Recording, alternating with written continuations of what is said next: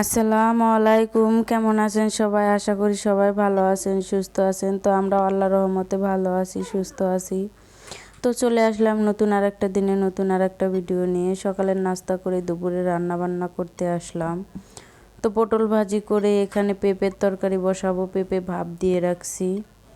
তো পেঁয়াজটা ভাজা ভাজা হয়ে গেছে, এখন দিয়ে দিলাম আমি পানি, দিয়ে দিচ্ছি পরিমাণ মতো লবণ, পরিমাণ মতো হলুদ গুঁড়া, মরিচ গুঁড়া সব কিছু দিয়ে এখানে আমি একটু বলক আসা পর্যন্ত অপেক্ষা করছি।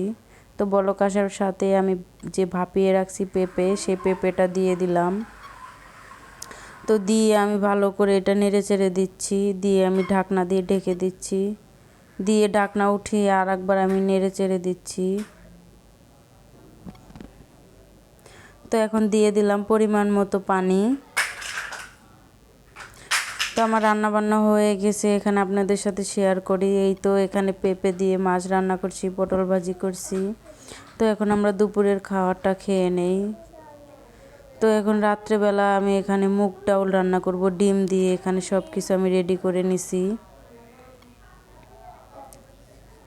তো আপনাদের সাথে সব কিছু শেয়ার করলাম। তো এখানে আমি ডাউলটা বসায় দিচ্ছি, তেজপাতা, দারচিনি, সাদা এলাচ সব কিছু ফোড়নে দিয়ে এখানে আমি পেঁয়াজ দিয়ে দিলাম, দিয়ে একটু নেড়ে চেড়ে দিচ্ছি,